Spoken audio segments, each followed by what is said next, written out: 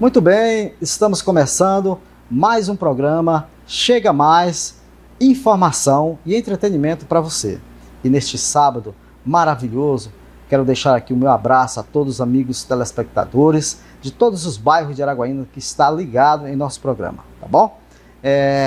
Hoje nós iremos receber pessoas muito importantes da nossa cidade, que faz um trabalho social muito importante e educacional.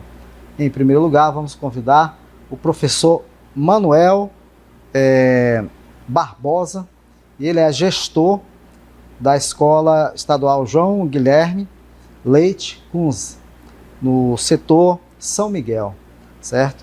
E ele é coordenador também da ANCRA, né? Associação Negra Cor de Araguaína, e também de outros conselhos estaduais. Nós vamos dar-lhe as boas-vindas. Seja bem-vindo, professor Manuel. Arezzo, é um prazer estar aqui com você, parabenizar pelo programa, né? Dizer que Araguaína precisava realmente desse momento para que nós pudéssemos tratar de assuntos tão relevantes na nossa sociedade.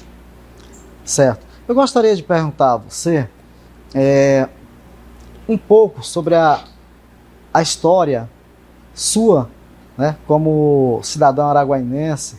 Você sempre trabalhou na educação? Como é que foi? Você é de Araguaína ou não? Veio de onde? Fala um pouquinho sobre a sua trajetória aí na área educacional e cultural. Primeiro eu quero dizer que já estou aqui em Araguaína há mais de 30 anos, né? Eu sou do estado do Piauí, da cidade de Teresina, sempre envolvido nas questões sociais. Aqui eu cheguei, me casei e formei. Minha formação é História, né? E mestrado em Educação. E estamos aqui trabalhando, saímos na juventude, participante da Pastoral da Juventude. Foi o que fez com que me motivasse, tanto eu como a minha esposa, né, a participar ativamente dessas questões.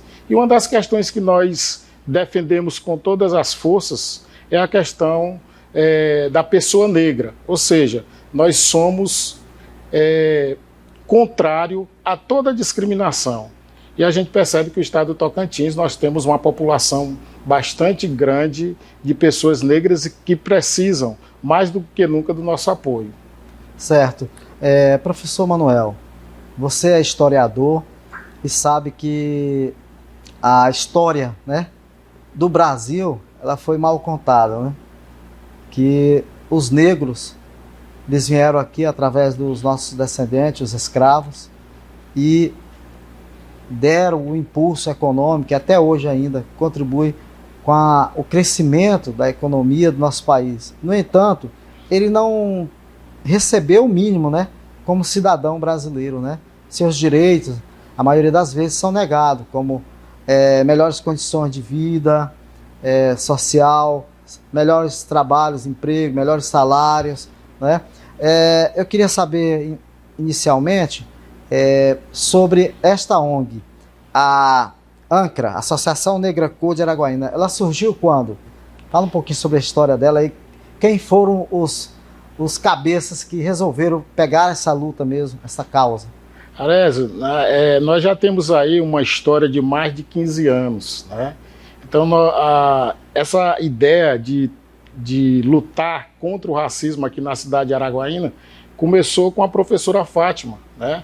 Professora Fátima que trouxe, e depois, com o passar do tempo, ela teve algumas outras ocupações e a gente continuou essa caminhada, né? Agora, só falando que os povos escravizados, na realidade, na história do Brasil, ela deveria e deve ser mais bem contada, né? Principalmente com a utilização do livro didático. Hoje os livros didáticos eles trazem uma nova história, ou seja, a verdadeira história, não a história oficial, mas a verdadeira história dos povos que foram escravizados. Então a Associação Negra Cor, ela tem por objetivo lutar contra a discriminação racial na cidade de Araguaína e no estado do Tocantins. Hoje nós temos membros que participam da CEPI, que é o o Conselho Étnico-Racial do Estado, onde nós estamos dialogando, criando ações que venham pactar a sociedade para que as pessoas realmente vejam a necessidade de se ter uma equidade entre as pessoas.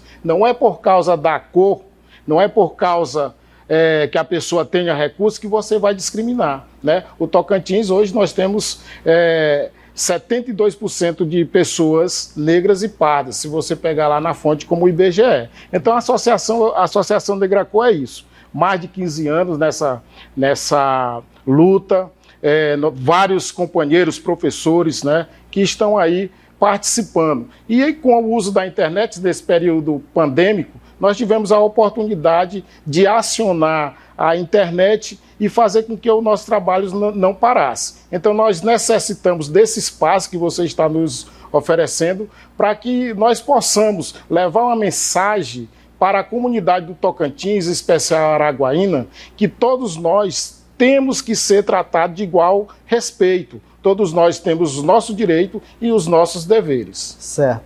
Professor Manuel, eu gostaria que você resumisse assim, um pouco sobre as principais ações de conscientização, de mobilização do movimento negro em Araguaína, feito pela essa ONG maravilhosa aí de muito tempo já, muitos anos. Professor Andésio, na agenda anual, o que vocês programam assim? São tantos trabalhos desenvolvidos aqui nessa região de Araguaína e no estado do Tocantins. Não é à toa que nós fomos homenageados no período quando a professora Suzana Salazar era secretária. Nós tivemos o prazer de ser homenageado com uma placa em reconhecimento aos nossos trabalhos. Aqui em Araguaína nós desenvolvemos principalmente formações, palestras, fóruns, né, onde a gente chama a atenção dos educadores, das pessoas que têm uma afinidade com a temática, para que possam se inteirar desse tema, que é o racismo. E o racismo, ele é crime.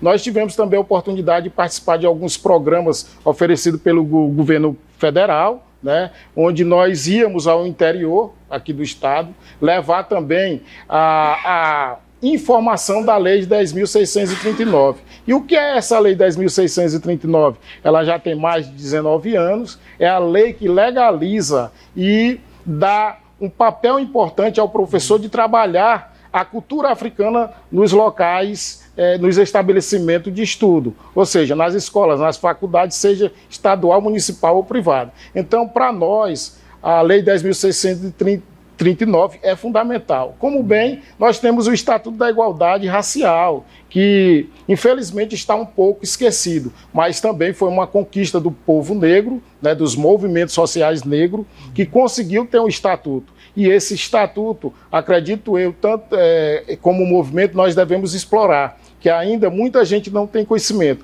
até mesmo porque a Constituição brasileira, ela traz no seu primeiro artigo que todos nós somos iguais perante a lei. E que igualdade é essa? Então, nós vemos todo dia casos e casos de racismo acontecendo, não só no Brasil em especial, mas principalmente na nossa cidade de Araguaína e no estado do Tocantins. Em Palmas, se a gente for citar, teve vários e vários casos de racismo, onde muitas vezes o cidadão não sabe aonde recorrer. Então, o nosso papel é esse, levar a informação correta, para que todo cidadão saiba dos seus direitos e se defender frente a ações racistas que aí estão. Então, a educação antirracista é uma preocupação da Associação Negracô, bem como do Conselho Étnico-Racial do estado do Tocantins.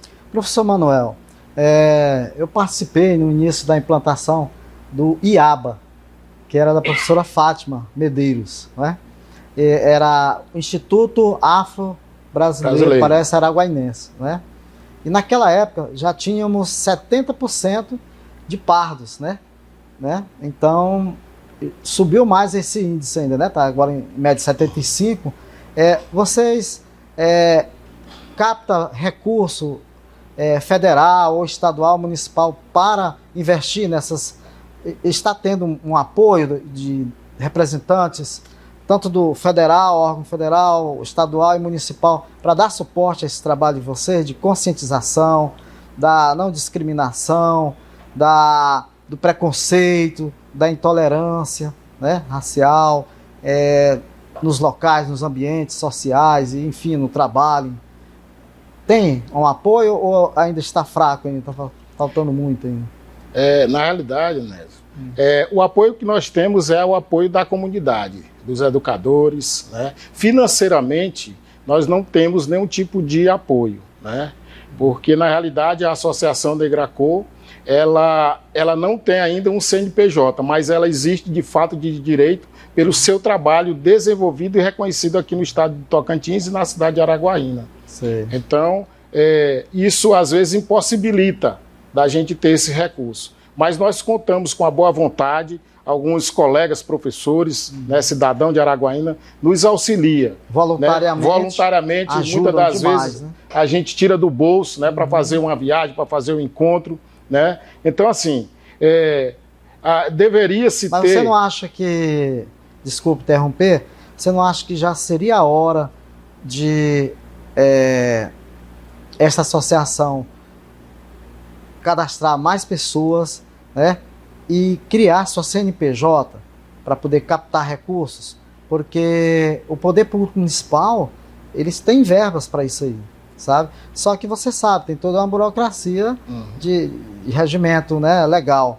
Então, não seria melhor você já registrar, já que tem tantos anos, porque aí vocês podem captar recursos, tanto do exterior, como nacional, federal, estadual e municipal. E aí vocês poderão fazer um trabalho muito mais amplo e mais forte, né, no combate a esse tipo de problema social do Brasil. Nós já tentamos fazer essa legalização para que nós pudéssemos ter o CNPJ. No entanto, muitas das vezes as pessoas que participam são pessoas que têm outras ocupações, né? E isso dificulta um pouco. A bem que nós temos toda a questão burocrática de um contador que gera custo mensalmente, e isso dificulta um pouco. Nós já corremos atrás também de algumas autoridades e onde também não teve sucesso. Então, o importante é que o trabalho seja realizado, né? Que não esqueçamos as necessidades das políticas públicas que vêm de encontro, né, com o anseio do povo negro. Está ali cobrando, né? Está cobrando, né? Essa semana mesmo nós tivemos uma reunião com o defensor público, também com o pessoal da UFT, que é a UFNT. Nós somos parceiros, né? Então, muitas das ações que nós realizamos, nós fazemos juntos com a UFNT e assim como também a UFNT conosco. Então, nós tivemos uma reunião essa semana, onde foi colocado algumas ações prioritárias para que nós possamos desenvolver durante esse ano. Uma delas, eu posso aqui citar até de primeira mão, nós tivemos nesse período de Covid, no Brasil todo, um esquecimento das autoridades para que pudesse atender as comunidades quilombolas de todo o Brasil. E da população negra também. E nós tivemos percas importantíssimas de lideranças negras aqui no estado do Tocantins. Posso bem citar a nossa amiga e querida guerreira Fátima Barros, né? Conheci, que foi Fátima Barros, que era uma referência a nível nacional ali do Bico do Papagaio, né? E também teve também aquela senhora, a dona Juscelina, só que pelo que meu conhecimento não foi de Covid, né? Mas também uma perca muito grande para nós do movimento. Por falta de atendimento também, na hora. Então, assim, são pessoas que dedicaram sua vida em prol das comunidades quilombolas, do movimento negro, em defender a igualdade ou a equidade. Você sabia que na pandemia, a maioria de quantidade de pessoas, se não me falha a memória nas pesquisas, são negras e pardas, que faleceram? Com certeza. 600 mil. Com certeza. Isso atingiu a classe mais... E isso é uma tristeza para a gente. Isso é uma tristeza, falha muito grande. Porque a maioria do povo brasileiro, se você pegar o IBGE, a maioria da população brasileira é 52% negros. Agora, a questão do pardo, a gente sempre no movimento negro, a gente está questionando essa nomenclatura pardo. Sim. Porque alguns têm uma visão, pardo... Não, mas na realidade o que a gente tem a percepção de que o pardo é uma cor, um envelope amarelo, pardal. Então são questões que dentro do movimento negro nós questionamos. Na realidade todos nós somos negros, né? Nós temos características negras, até didaticamente é bom deixar claro que o pardo é pardo, mas para nós somos pessoas e mulheres negras, né? Certo. E lembrando ter ainda, orgulho de ter o orgulho da cor, da raça, da cultura. E lembrando também, esse momento é importante porque nós percebemos que as políticas públicas a nível nacional deixam hoje muito a desejar. Já vivemos momentos melhores. Só para você ver o índice de assassinato de pessoas negras no Brasil,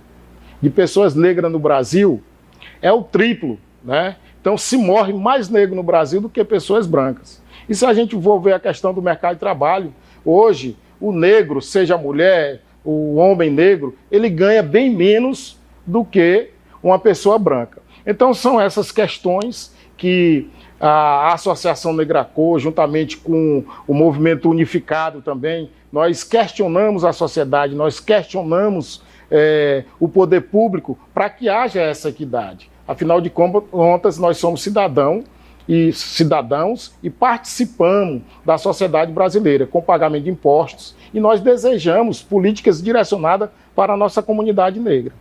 No caso, por exemplo, tinha a Fundação Palmares. Eu não sei ainda se está funcionando, né? A Fundação Palmares, porque fecharam vários ministérios, né? Não sei como é que ficou essa instituição, que era exclusivamente para a comunidade negra brasileira. E tinha que também ali a política de cotas, né, na universidade.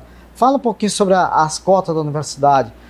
Existem muitas críticas sobre a validade desse direito, né? Por que tem que dar essa cota para os negros, se os brancos também têm que ter? Por quê? Isso. Explica um pouquinho para o nosso Então, primeiramente, fazendo uma ênfase à questão de Palmares, né? Da Fundação Palmares, nós vivemos aí praticamente 2 anos sem ter uma representatividade original, ou seja, da pessoa negra. Então foi um retrocesso tremendo. A questão das cotas já foi discutida dentro do movimento negro, como também em ampla sociedade. Para nós do movimento negro, que tem alguns componentes que divergem a nível de Brasil, as cotas ela traz essa possibilidade, essa equidade de que a pessoa negra tenha essa oportunidade de ingressar no ensino superior, devido às suas condições e até mesmo o que foi negado no período da escravidão. O Brasil tem aí mais de 150 anos de escravidão e o que a gente percebe é que essa escravidão ainda permanece e necessitamos de políticas como as cotas para que as mulheres, o jovem negro, o homem negro tenham acesso à faculdade. Recentemente, conversando com um professor da universidade, Diego, se eu não me engano, eles estão fazendo uma pesquisa para ver a quantidade de alunos que permanecem na faculdade via cotas, né? O difícil não é entrar, na realidade é a permanência. Quais são as condições que esse aluno negro, que essa aluna negra está tendo dentro da faculdade. Se a gente pegar os dados do IBGE, nós percebemos que teve uma melhora com as cotas, porque deu acesso à democratização do ensino superior para o povo negro. É um fato importante. No entanto, a permanência, as condições, as bolsas, é uma luta constante. E eu gostaria, se a pessoa, o cidadão negro, araguainense, ele se sentisse em algum momento constrangido, em determinadas situações, a quem recorrer? Quais os telefones, os contatos que ele deve buscar ajuda para que o seu direito seja respeitado? É uma pergunta que não é bem simples de responder. No entanto, aqui no estado do Tocantins, nós temos o Conselho Ético Racial, né? Que você pode se encaminhar até a sede e pedir uma ajuda jurídica, né? E nós necessitamos aqui no estado, voltando à reunião da Defensoria, nós estamos solicitando que haja delegacia específica que trate da questão racial, né? Então, se nós tivermos uma delegacia específica, com certeza as pessoas negras se sentirão no seu direito de ir lá e fazer essa reclamação, essa denúncia.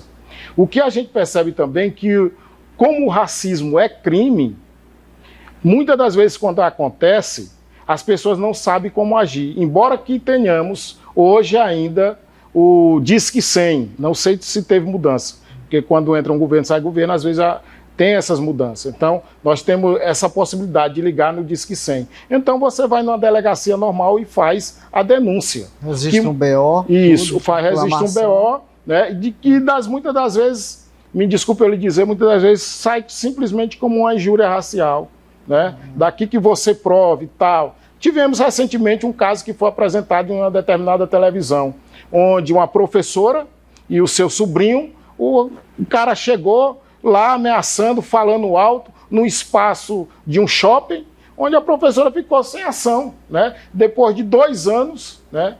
Saiu agora a nível nacional, está se tratando de ver quem é a pessoa que foi lá e agrediu com palavras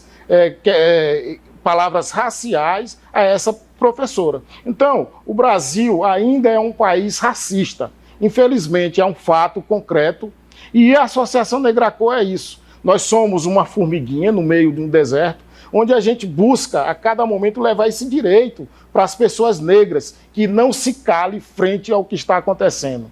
Não se cale quando você entra numa loja e às vezes vem o vigilante pensando que você é isso ou aquilo.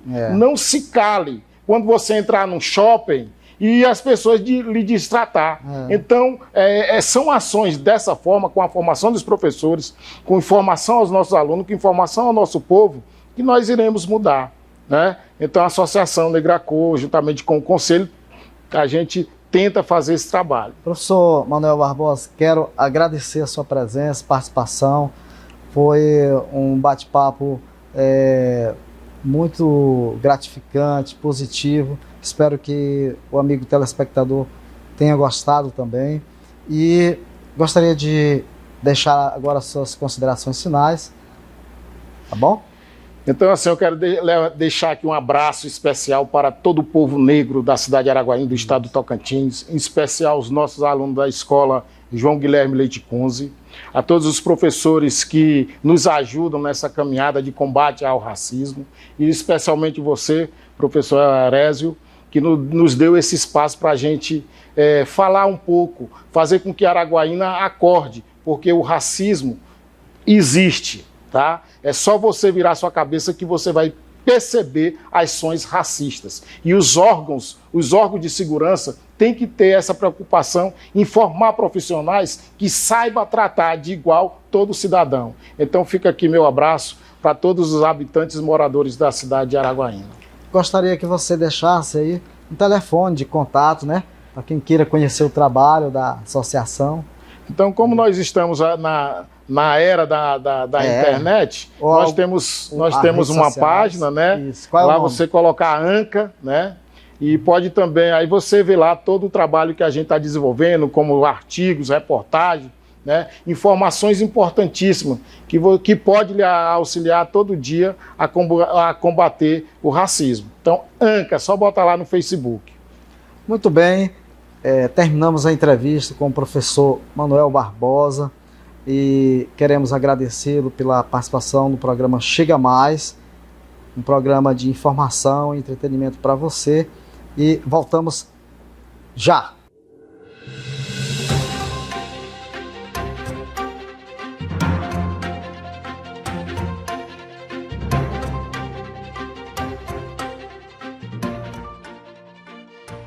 É isso aí. O programa Chega Mais, informação e entretenimento, ele é o primeiro programa educativo e cultural da nossa cidade. E nós precisamos do apoio de todos, principalmente das instituições públicas, privadas, os empresários, os comerciantes, para a gente manter o nosso programa aqui no ar e ter um programa de qualidade como você merece, tá? E nós, no próximo sábado, estaremos inaugurando um novo espaço em nosso programa para o comércio, para a indústria, para as empresas e prestadores de serviços, que é o Balcão de Negócios, certo? Onde você terá a oportunidade de participar aqui do programa e apresentar os seus produtos que você quer comercializar, tá? Então, vamos ajudar o programa Chega Mais para que nós possamos manter todas as despesas do programa e também conseguirmos ficar no ar por muitos e muitos anos, ok? Tchau, tchau, conto com seu apoio.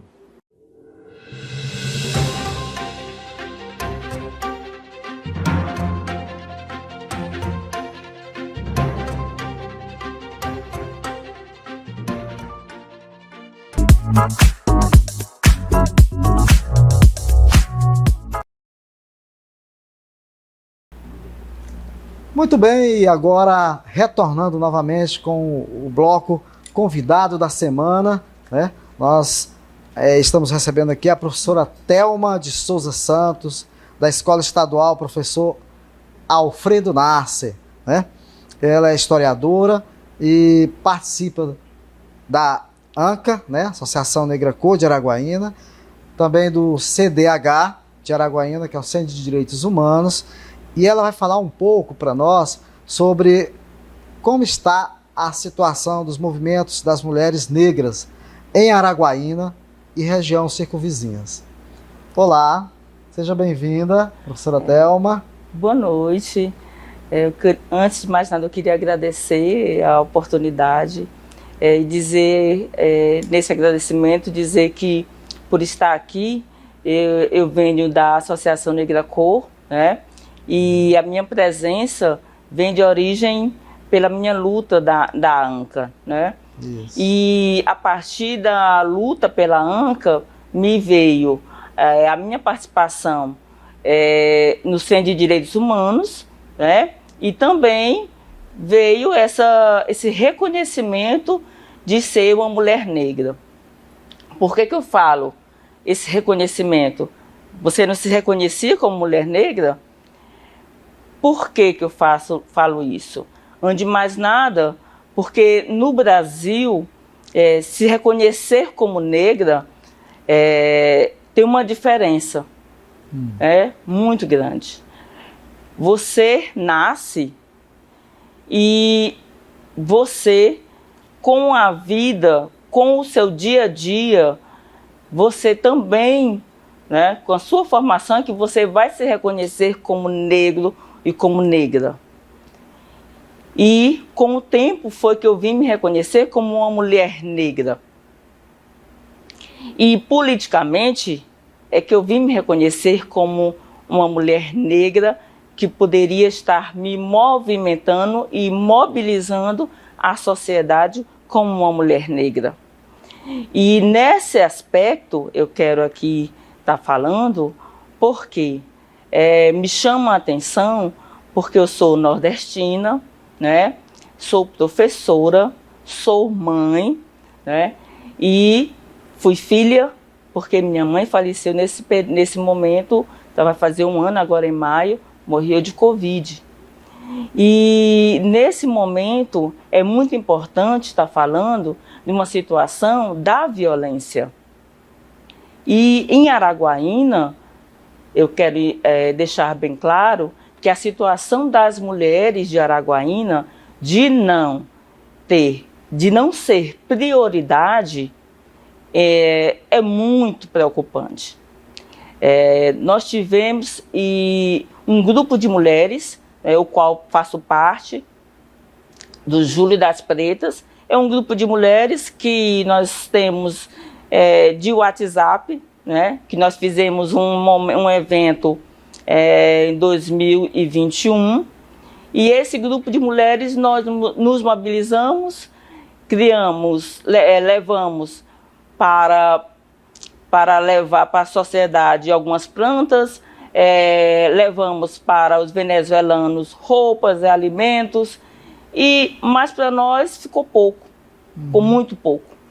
E então nós procuramos também tentar articular para que a sociedade pudesse ver a necessidade da situação das mulheres. A situação das mulheres e dos filhos dessas mulheres. Então, nessa situação, eu quero aqui dizer que nesse período de pandemia, a violência o qual as mulheres passaram foi muito grande. E que... Foi mais de 50%?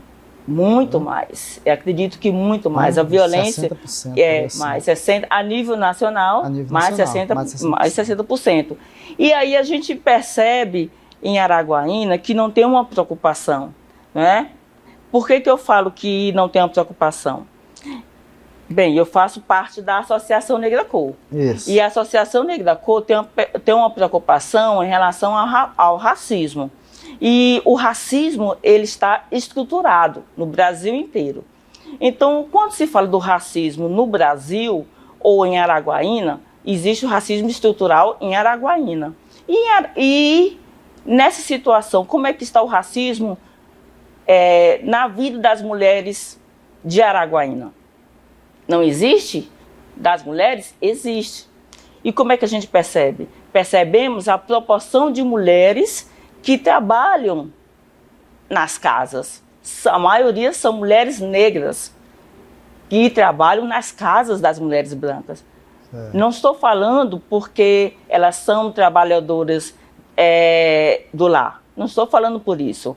Eu estou falando pela situação onde elas merecem trabalhar com dignidade. E essa maioria dessas mulheres, elas moram nas periferias. E aí nós percebemos o racismo estrutural porque nós conhecemos os bairros. E esses bairros são aonde? Na periferia. E nós percebemos que os lugares aonde estão as periferias. Então existe um racismo ambiental em Araguaína, aonde de um lado está as pessoas que moram em casas melhores e do outro lado está as pessoas que trabalham naquelas casas melhores. Certo. Então toda a estrutura está montada que nós percebemos. E nós também podemos perceber isso no comércio. Isso. Por exemplo, na maioria das lojas eu percebo que as vendedoras brancas e os vendedores são brancos. Isso. A maioria dos negros, funcionários negros e negras, eles estão mais no depósito, no armazém lá atrás, ou na faxina, né?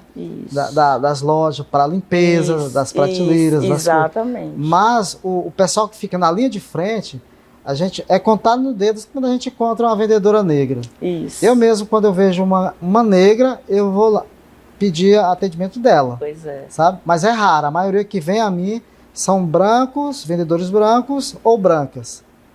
Né? Isso. Geralmente é assim. Então a gente percebe no comércio isso também, essa divisão. Isso. E esse preconceito não, o negro ele vai ficar sempre bem à margem. À margem, lá atrás, escondido, como se fosse escondido, como se fosse igual. Então é uma situação muito, muito difícil, muito feio. Então eu quero falar aqui, é uma forma eu falo isso de desumanizar. E eu estava assistindo antes de vir aqui, e é muito preocupante essa questão, porque no decorrer do tempo, as pessoas costumavam desumanizar no período da escravidão e no decorrer da história, né? E 300 anos. Pois é. E no período em todo esse período, eu quero aqui chamar a atenção que nós temos que a todo momento está nos humanizando. Todo período nós temos que estar nos humanizando. E depois desse Covid, não tem como a gente dizer que nós tenhamos que nos tornar iguais ao que nós éramos antes. Então, nós somos civilizados, nós somos humanos, então nós temos que mostrar nossa humanidade e não aceitar o que nos propõe sermos o que querem que nós sejamos, desumanos. Então, a nossa luta da Associação Negra Cor, a nossa luta do Centro de Direitos Humanos é essa, né? É lutar pelo Centro de Direitos Humanos, lutar pelos direitos humanos de toda uma sociedade, de todos, né? E aqui aproveita, deixa e falo que o grupo, a nova diretoria, né, está com todas essas bandeiras, né? Tanto do povo negro como do povo indígena, né? Dos índios. Dos índios. Que estão à margem também. Que estão à margem, exatamente. Sofrendo demais nessa pandemia mesmo, eu acho que morreram muitos. Muitos. Falta de atendimento. Pois é. Né? E deixa aqui os quilombolas também. Principalmente os quilombolas. Principalmente. Inclusive, na nossa diretoria, nós temos um representante do quilombo. Tá bom? Certo. Professora Thelma, eu gostaria de que você desse alguns contatos para quem dessas mulheres, por exemplo, feminicídio, né? Uhum. É um dos crimes mais praticados aqui na cidade de Araguaína, né? Sim. E a quem recorrer? Já tem a delegacia da mulher, fiquei sabendo que tem a delegacia da mulher, sim. Mas a estrutura ainda é muito frágil. O que mais pode recorrer? Defensoria Pública, um juiz? Quem a pessoa pode pedir socorro? No momento desse, olha, a mulher está sendo ameaçada, por exemplo, de morte, foi agredida, onde ela pode recorrer para ter proteção pelo Estado? Eu acredito que ainda seja a delegacia. Nós gostaríamos que você desse essas considerações finais. Sim.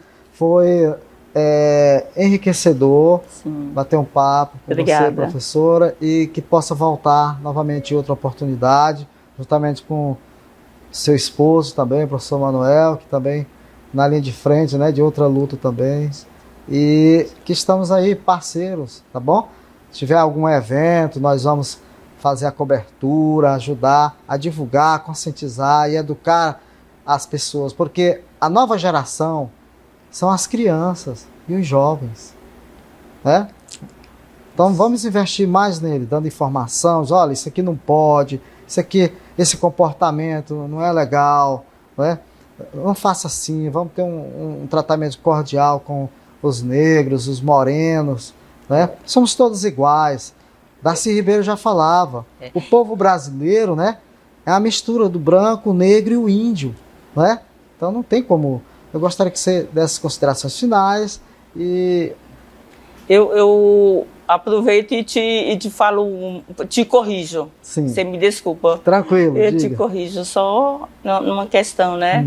Em relação à questão do moreno, né? Eu acho que, como você participou do IABA, né? Uma das grandes questões que a gente luta é a importância da gente ser...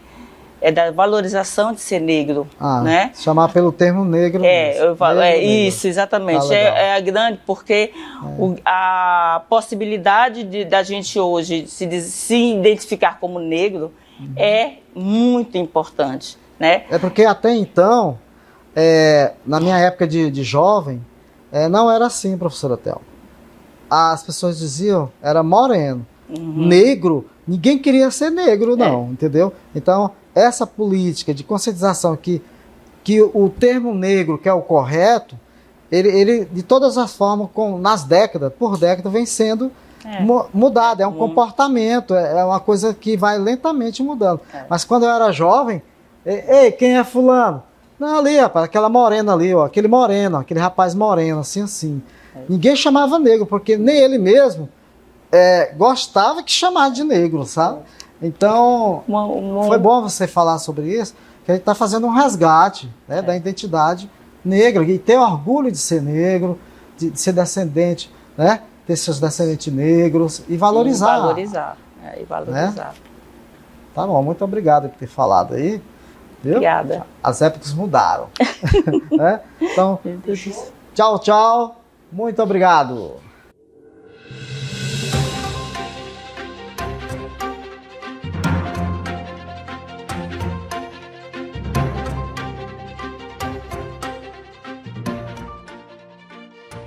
É isso aí. O programa Chega Mais, Informação e Entretenimento, ele é o primeiro programa educativo e cultural da nossa cidade. E nós precisamos do apoio de todos, principalmente das instituições públicas, privadas, os empresários, os comerciantes, para a gente manter o nosso programa aqui no ar e ter um programa de qualidade como você merece, tá? E nós, no próximo sábado, estaremos inaugurando um novo espaço em nosso programa para o comércio para a indústria, para as empresas e prestadores de serviços, que é o Balcão de Negócios, certo? Onde você terá a oportunidade de participar aqui do programa e apresentar os seus produtos que você quer comercializar, tá? Então, vamos ajudar o programa Chega Mais para que nós possamos manter todas as despesas do programa e também conseguirmos ficar no ar por muitos e muitos anos, ok? Tchau, tchau, conto com seu apoio.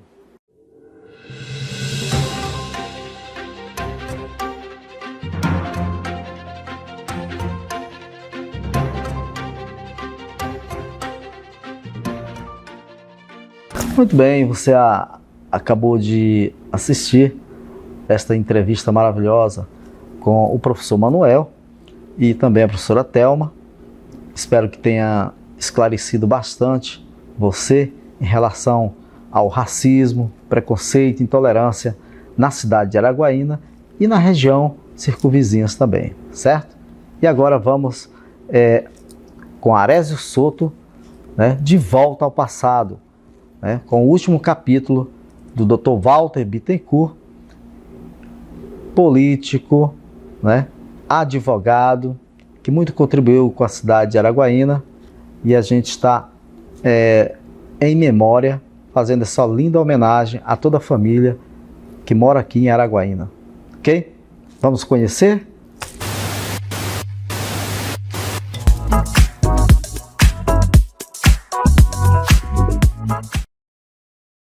Eu fundei a subseção aqui de Araguaína e com isso, na fundação da subseção, depois eu fui com a criação do Estado, nós passamos então para o OAB de Goiás, de Tocantins, e eu fui umas 4 vezes aí, conselheiro da subseção, conselheiro de Goiás.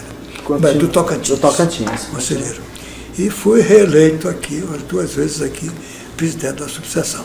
Essa sede aqui da subseção da OAB, foi nós que compramos aí e fizemos a recurso próprio.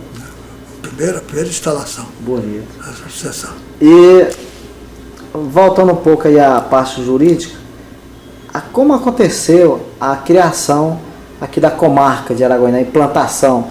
Eu sei que foi na época do Dr. Raimundo Gomes Marinho, né? Foi. O fórum, essa implantação do fórum. Fala um pouquinho sobre o Raimundo Gomes Marinho vinha com aquela ideia de médico, essa coisa toda. Uma visão mais... Filho de deputado, né? Tanto que é uma homenagem aí até ao pai dele aí, a Câmara, o edifício da Câmara do pai dele. Exatamente. E merecido, né? E merecido. E ele incentivou muito essa criação, a comarca, a fundação da comarca. E eu era assessor jurídico da prefeitura do Marinho. Fui assessor do Marinho. Procurador-geral, né, do município. Do Marinho, beleza. E nós incrementamos aí, fizemos contato lá com o fórum lá de Goiás, para a fundação, instalação da comarca daqui. E quem foi o primeiro juiz aí, senhor? O juiz aqui, o instalador. O instalador que vieram lá para colocar para funcionar, para iniciar, você lembra? Deve ter sido uma festa aí muito grande, né, Dona? A festa foi grande. De Goiás, o pessoal vieram. Memória...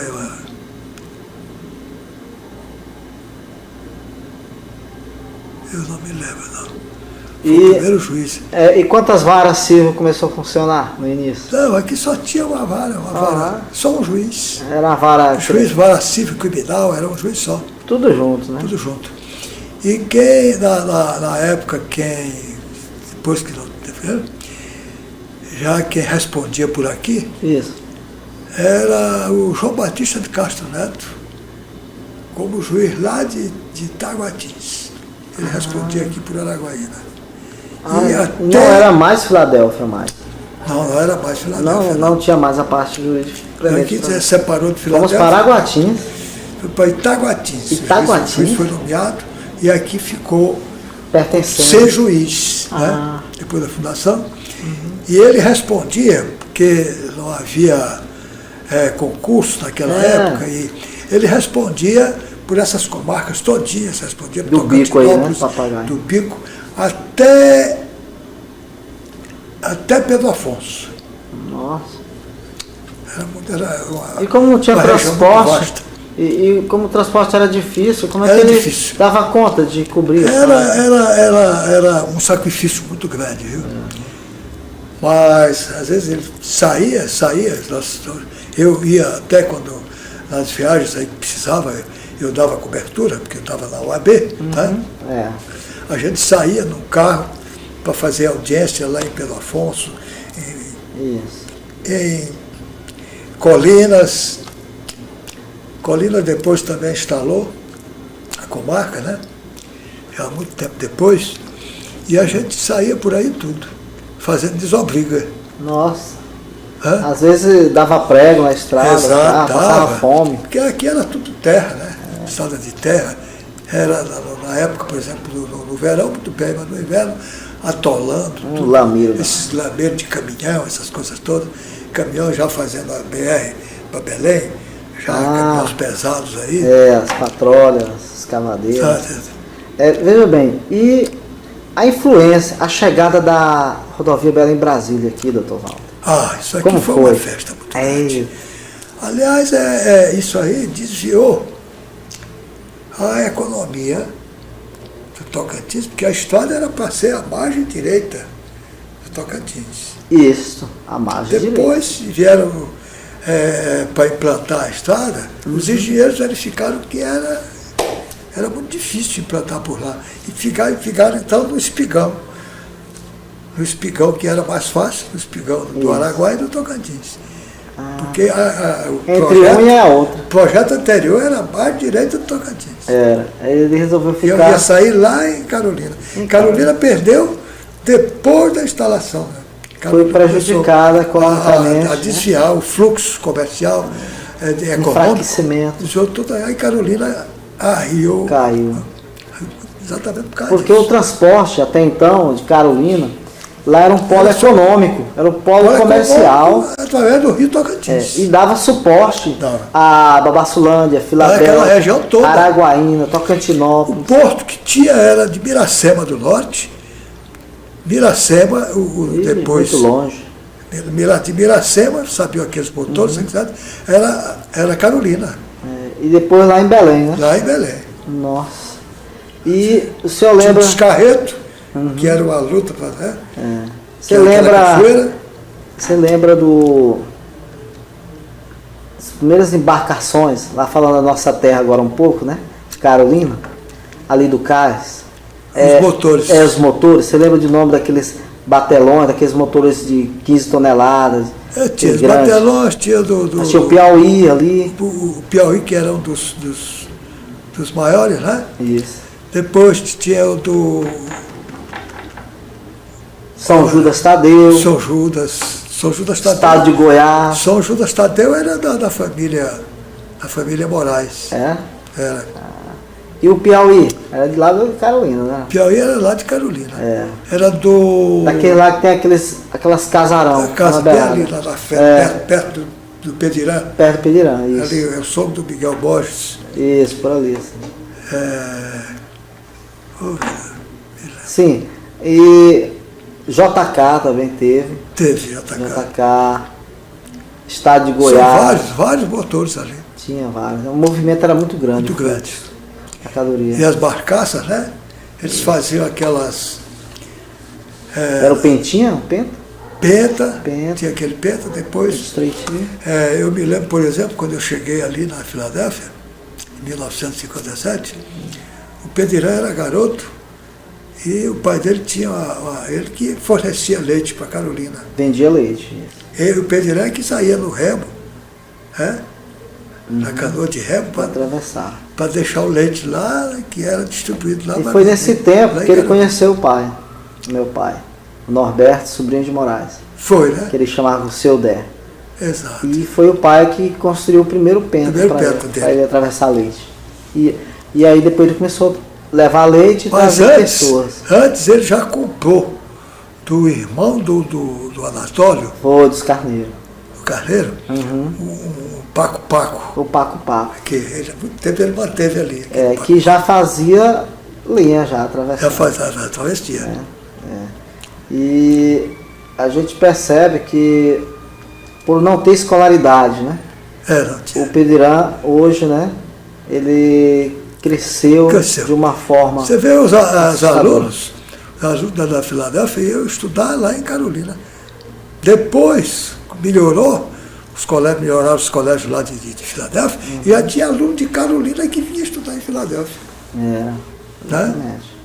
E ali, então, com a chegada da rodovia Belém-Brasília, né? BR-153... Já desviou o fluxo. Desviou o fluxo. E Araguaína estava preparada para essa chegada de tanto de gente de uma vez assim? Não estava preparada. Virou um garimpo. Bagunçou, né? A parte urbana. O comércio era feito de quiosques. Mal feito, torto. Eu me lembro, por exemplo, do quiosque que ele foi vereador também. Guilherme Dourado. Né? Usavam com os caminhões de fluxo para Belém. E às vezes puxados, às vezes por aquelas já carreta de gado também, muita criação de gado, já a comercialização de gado, a melhoria da etnia do rebanho. E a migração, né? A migração de muitas mineiros, fazendas, né? Aqui, fazendas de mineiros, mais fazendas Paulistas. mineiras. De Minas tinha aquele entroncamento lá,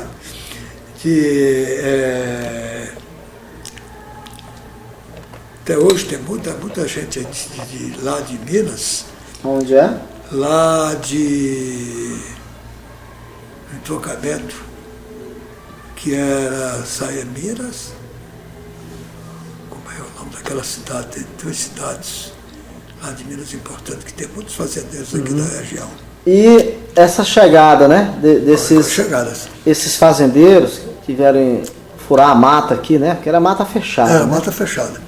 E tinha terra devoluta aí à vontade, né? Muita terra devoluta. E uma das razões de eu ter deixado de ser promotor foi exatamente por causa dessas terras aí que eram devolutas.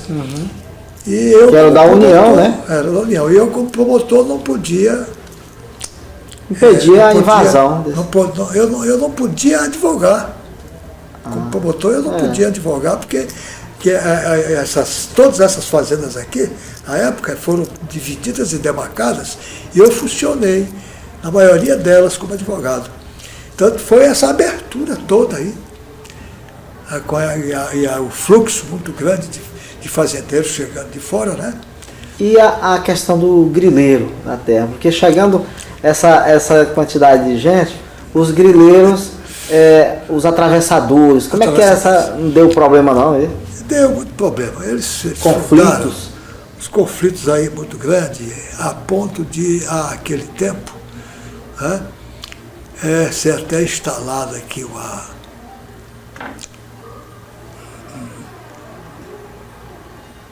o exército aqui se instalou, foi ao tempo também os problemas lá de Chapeuá.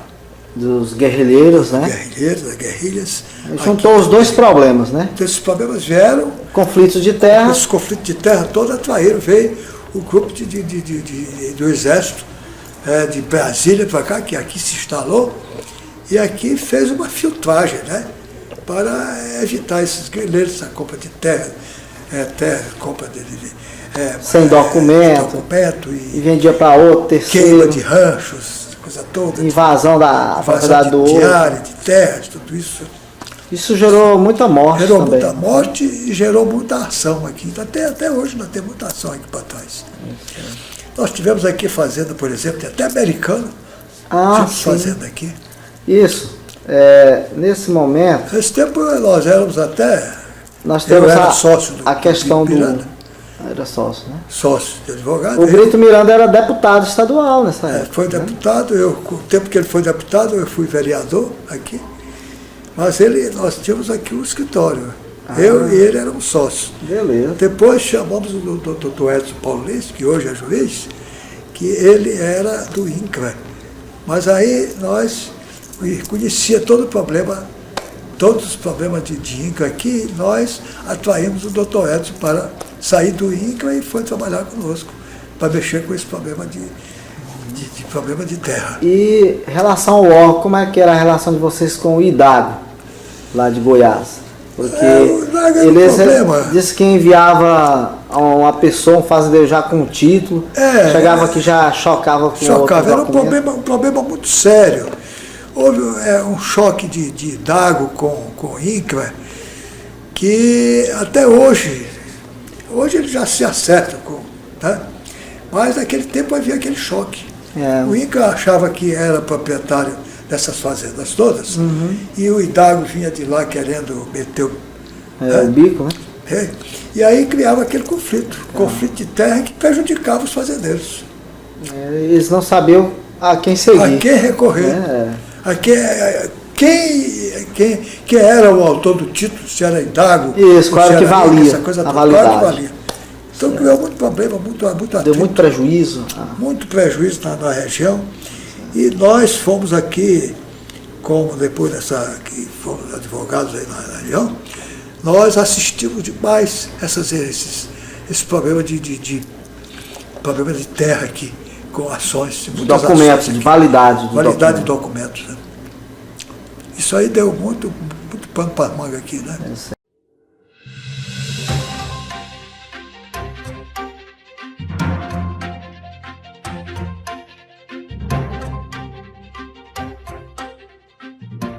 Que bela história, né? Desse grande homem de Araguaína, grande personalidade da nossa história política e também do judiciário, do legislativo. E nós queremos agora dizer a você, para acessar o nosso site e ter acesso a todos os nossos programas, o endereço é www.historiadearaguaína.com.br. Lá você encontrará todos os programas produzidos pelo programa Chega Mais, ok? Quero também aqui mandar um abraço a todos os telespectadores dos bairros e do centro da cidade também que estão ligados em nosso programa. Tchau, tchau, um abraço e até o próximo sábado, se Deus quiser.